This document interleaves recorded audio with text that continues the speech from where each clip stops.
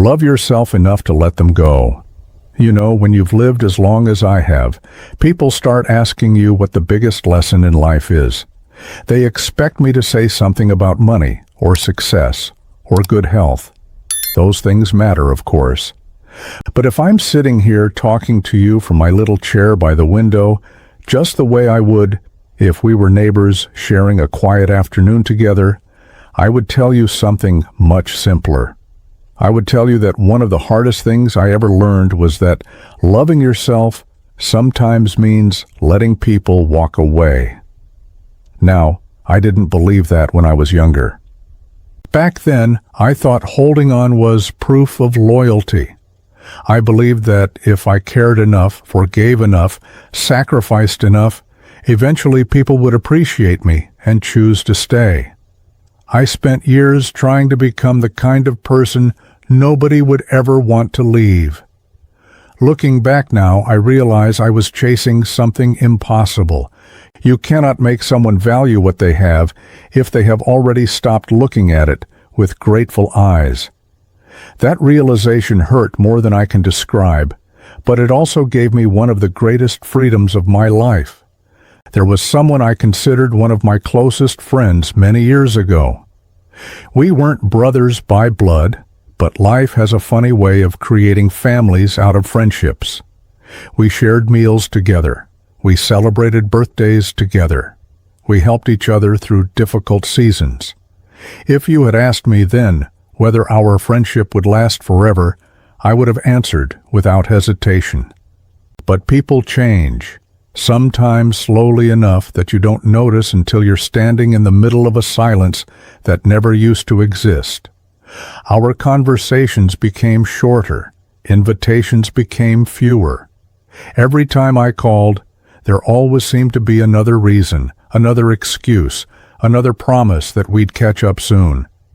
I told myself not to overthink it. I made excuses for him because I didn't want to admit what my heart already knew. One afternoon we finally sat across from each other with cups of coffee growing cold between us. We talked about the weather, the news, the ordinary little things people discuss when they're carefully avoiding the truth. I remember asking him whether everything was all right between us. His answer wasn't cruel. In fact, it was polite. But sometimes polite words can build walls even higher than angry ones. I walked home with a strange heaviness in my chest because I realized that I was still trying to protect something he had quietly stopped protecting a long time before. For weeks afterward, I replayed every conversation in my head. I wondered if I had said something wrong. Maybe I had become boring. Maybe I hadn't called enough. Maybe I had called too much. My mind searched for reasons because that's what we humans do. We would rather blame ourselves than accept that some chapters simply come to an end. As an old man now, I smiled gently at the younger version of myself because he carried burdens that were never his to carry. He thought another person's decision was proof of his own value. Isn't that amazing? We hand other people the measuring tape and ask them to decide how worthy we are.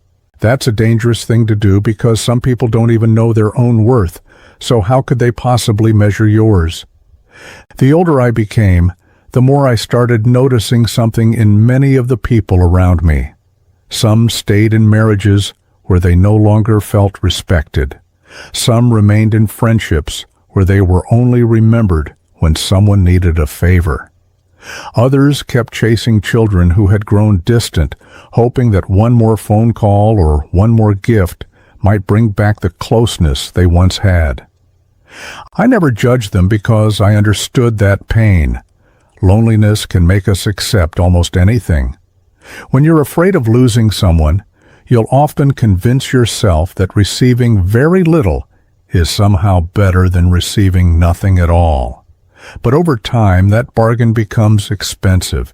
Every small compromise asks you to give away another piece of yourself.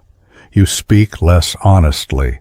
You ask for less. You expect less. Before long, you hardly recognize the person staring back at you in the mirror. I remember catching myself doing exactly that. I began choosing words carefully around certain people because I didn't want to upset them. If something bothered me, I swallowed it. If I felt disappointed, I convinced myself I was being too sensitive. If I needed help, I stayed quiet because I didn't want anyone to think I was difficult. At first, it felt like maturity. I told myself I was keeping the peace. But there is a tremendous difference between peace and silence. Peace allows both people to breathe. Silence slowly suffocates one of them. I didn't understand that until years later. Looking back, I wasn't protecting the relationship. I was simply disappearing inside it. One thing age gives you, if you're fortunate enough to reach it, is perspective. You begin to notice patterns instead of isolated moments.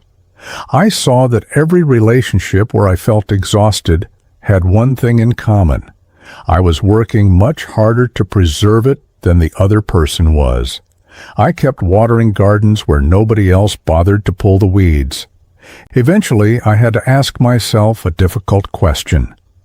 Was I fighting for love, or was I fighting against the fear of being left alone? Those are very different battles. Love brings two people toward each other. Fear keeps one person running after someone who has already turned away. Now, don't misunderstand me. I am not telling you to throw people out of your life the first time they disappoint you. If that were the standard, none of us would have anyone left. We all make mistakes. We all have seasons when we're distracted, overwhelmed, or carrying burdens nobody else can see.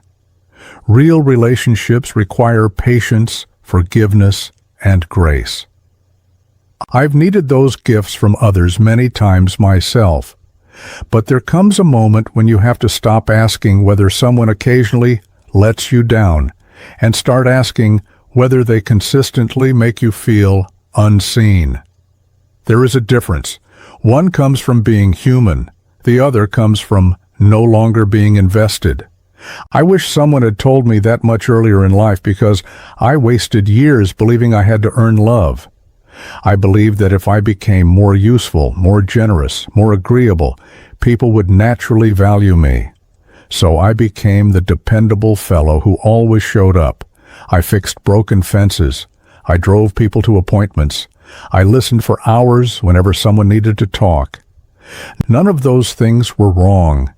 In fact, I still believe kindness is one of the finest qualities a person can possess. But kindness loses its beauty when it grows out of fear instead of freedom. If you're constantly giving because you're terrified people will leave if you stop, then your generosity has quietly become a survival strategy instead of an act of love. I learned another painful lesson when I finally found the courage to express my own needs. I remember calling someone I had helped countless times because I was going through one of the darkest periods of my life.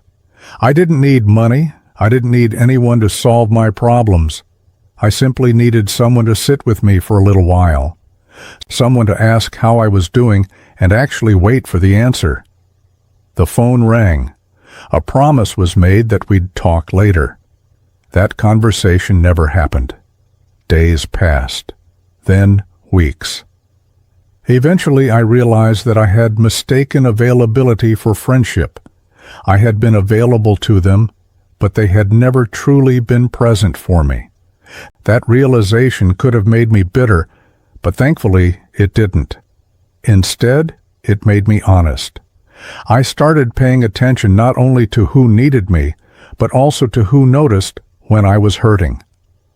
Those are often two very different groups of people. It's remarkable how clearly life reveals relationships once you stop constantly rescuing everyone around you.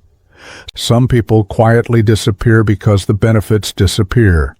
Others stay, not because of what you do for them, but because they genuinely care about who you are. Those are the people worth holding close, especially as we grow older. At this stage of life, time is too precious to spend performing for acceptance. Every remaining year becomes more valuable, and every relationship deserves to be measured not by how long it has existed, but by whether it still allows both people to feel respected, heard, and safe enough to be themselves. It took me decades to understand that loving yourself is not an act of pride. It is an act of responsibility. Nobody else wakes up every morning carrying your heart except you. Nobody else lives with your thoughts every night before sleep. If you continually abandon yourself just to keep someone comfortable, eventually there won't be much of you left to offer anyone, including yourself. And once I finally began accepting that truth, I noticed something quietly changing inside me. I no longer felt the same desperate need to convince people to stay. I found myself becoming calmer, speaking more honestly, and worrying less about whether everyone approved of me. That didn't happen overnight. It happened one small decision at a time, each one teaching me that self-respect is not something another person hands you. It is something you practice every single day, especially when life asks you one of its hardest questions, whether you are willing to keep choosing yourself even when someone else chooses to walk away. That question stayed with me for a long time because, if I'm being honest, letting go doesn't happen all at once. People like to talk about moving on as though it's a single decision, like flipping a switch or closing a door. It isn't. At least it never was for me. It's more like watching the tide slowly pull away from the shore. Some mornings you wake up feeling lighter, and by afternoon an old memory comes drifting back, bringing tears you thought had already dried. That's part of being human. Even now, after all these years, there are faces I remember with affection. There are voices I still hear from time to time in my mind. But remembering someone is very different from living your life, waiting for them to return. One honors the past, the other keeps you trapped inside it. I used to think that healing depended on getting answers.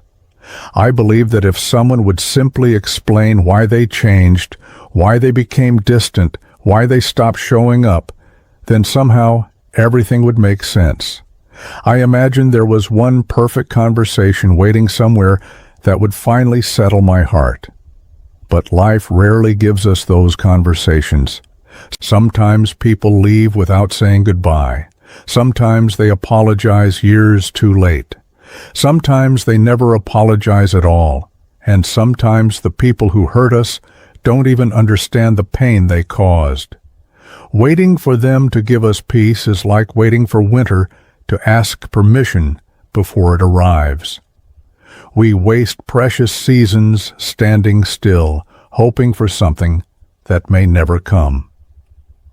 One afternoon I was sitting on my porch watching the sun begin to set when I realized something so simple that I almost laughed. I had spent years giving other people the key to a door that only I could open. Every time I told myself, I'll feel better once they explain, or I'll move on once they admit what happened, I was handing over my freedom.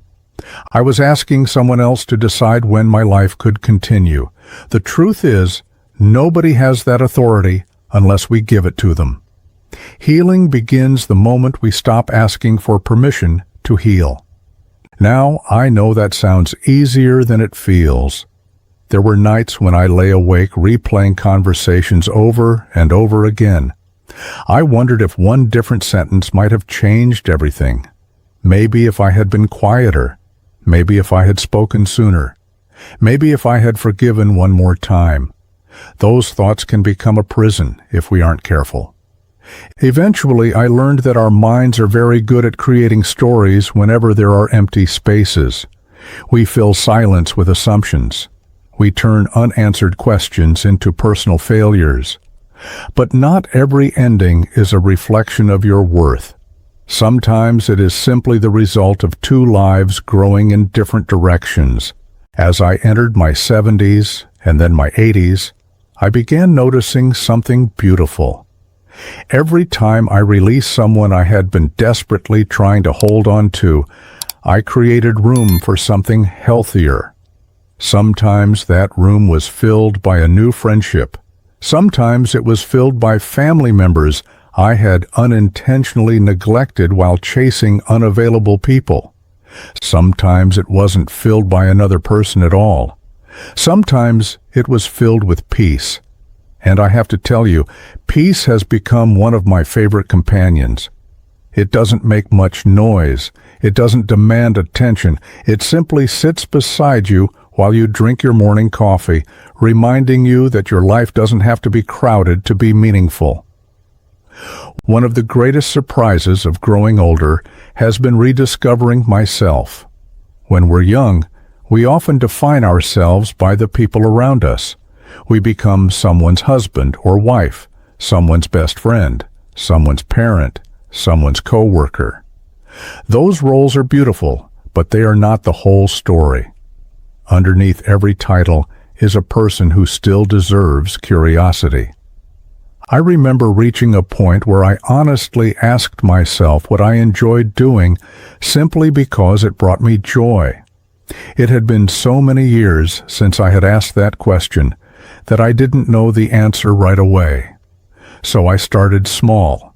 I took longer walks without rushing home.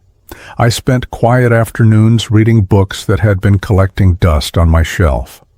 I planted flowers even though I knew I might never see some of them reach their fullest bloom. I sat alone in little cafes without feeling embarrassed that nobody occupied the chair across from me. What began as simple moments slowly became a new friendship with myself. That may sound like a strange thing to say, becoming friends with yourself, but I honestly believe many people reach old age without ever doing it. They've spent their entire lives taking care of everyone else, carrying responsibilities, solving problems, meeting expectations, that they forget they are also a person worthy of kindness. We often speak to ourselves with a harshness we would never use towards someone we love. We call ourselves failures for relationships that couldn't be saved. We criticize ourselves for growing older, for making mistakes, for trusting the wrong people. Yet if an old friend sat across from us carrying those same regrets, we'd probably place a gentle hand on their shoulder and tell them they did the best they could with what they knew at the time. Why is it so difficult to offer ourselves the same compassion? One lesson I wish every older person could carry into the years ahead is this: setting boundaries is not closing your heart. It is protecting it. There came a time when I stopped saying yes to everything. I stopped answering every phone call the moment it rang. I stopped apologizing for needing rest. I stopped feeling guilty for declining invitations that left me emotionally exhausted. You know what happened? The people who truly cared about me understood. They never demanded endless access to my time or my energy. They respected my limits because they respected me.